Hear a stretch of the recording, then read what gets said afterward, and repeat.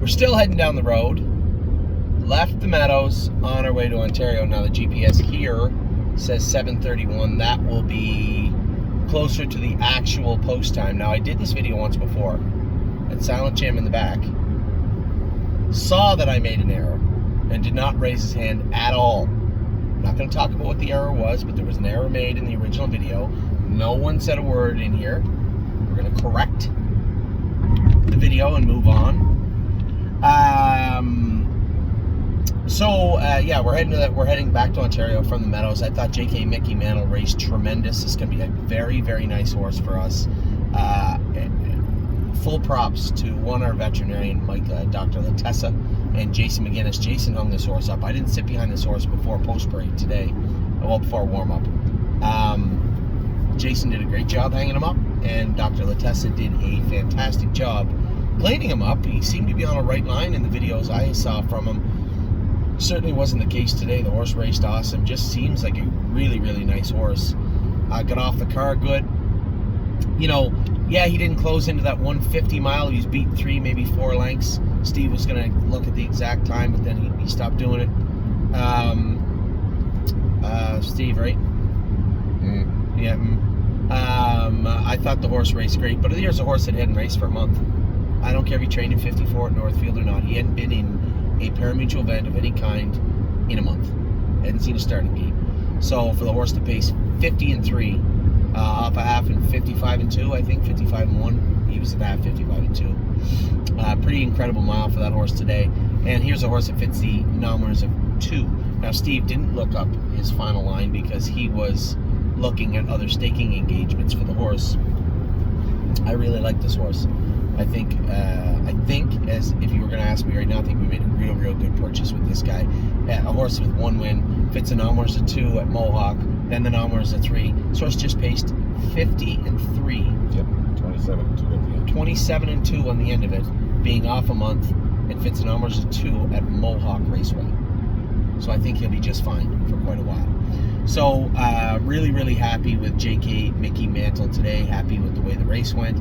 Happy across the board. Now, last night I was not happy. I had a lot of people message me saying, Anthony, you're down on yourself, and yeah, but that's how this industry is. You want to celebrate the Gold Cup? Fine, go ahead and celebrate it, because it won't be long before this industry puts you back in your place if you happen to, as we talk about, stray outside your lane.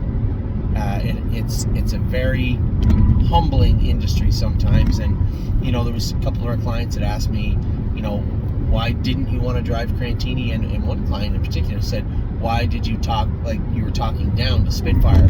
That was not how it was. If you took it that way, that's fine. Maybe that's how it sounded. That would be on me. Spitfire Overseas surprised no one in this car last night, I can assure you of that. Certainly didn't surprise me any. He's a nice colt. Has been a nice colt. And raced like a very, very nice colt last night. Belongs in the final. So it's just 4th overall in points. 4th overall.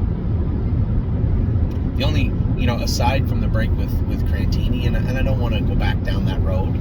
It is what it is.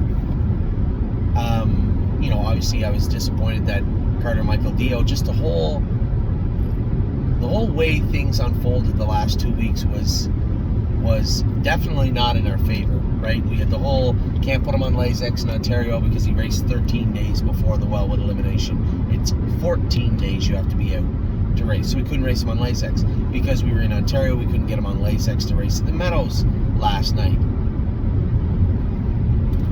Bled. So a little bad luck. And you may say to yourself, well, Anthony, the Lasix wouldn't help him from making a break, but it would have. Because James McDonald also knew that he did not have Lasix. And I think if he was on Lasix, James makes the obvious move, which everybody saw, would have been move him back to the front. There's only one reason he didn't, is because he was trying to protect him. So it did cost him last week. It did cost him last night. And in turn, it cost us because he would have made the final, I believe, had he won the race. Or very, very close anyway. So, looking at the rest of his schedule, it's okay. You're going to see a horse, I think, come forward in a very big way in the next month. And I think that Carter Michael Dio is on the cusp of breaking out and showing everybody exactly how good he is. Steve and I talked about it, and he said, well, in the Consolation, it's no walkover. No, it's never a walkover. It's certainly never a walkover in a 2-year-old stake race. But I can assure you of this: Carter Michael Dio is good enough to win the final if he's on his best behavior and he's breathing well. That I'm truly confident of. Unfortunately, we're not going to get a chance to see that, but he will race against the next rung of horses, which, you know, not out of arrogance and completely out of bias, I believe he's a much better horse.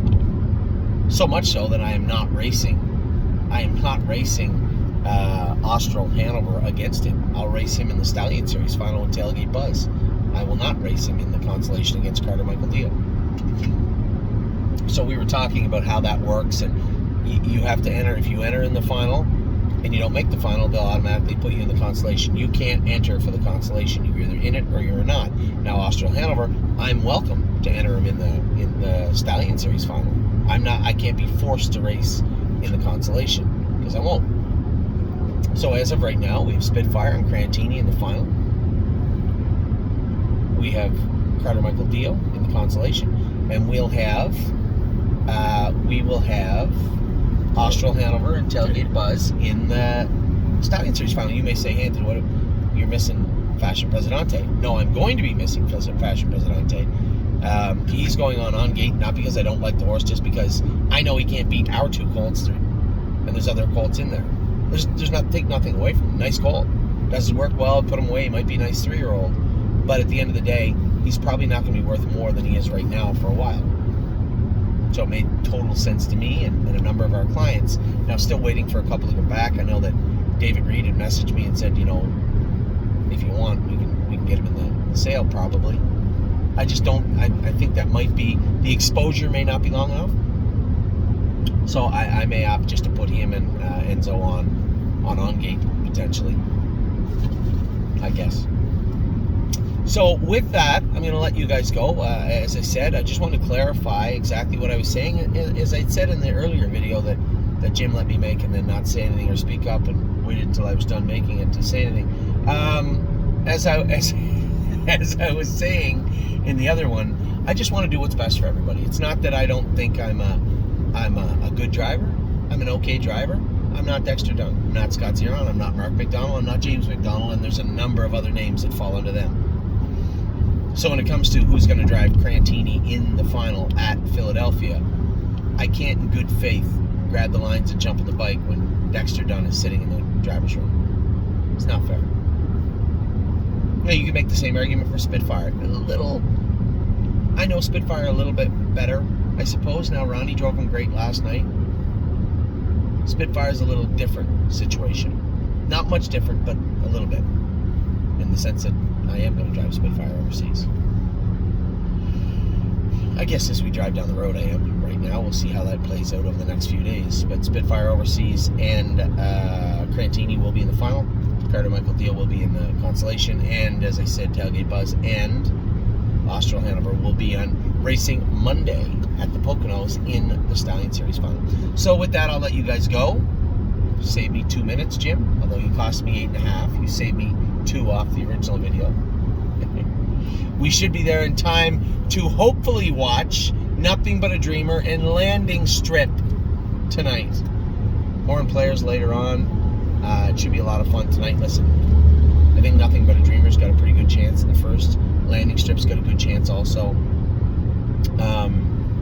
Horn Player also has a pretty good... No, she does. She's a long shot tonight, but I want to see her race good. I was happy with the way Trevor drove her. I was happy with the way she raced. 56.4 was a good mile for that mare next week. Hopefully she can use that as a springboard forward. So with that, I will let you go. We'll talk to you all very soon. We're going to do our videos right now. Jim and Steve are eager to help. Right, Steve? Mm-hmm. I will talk to you all very soon.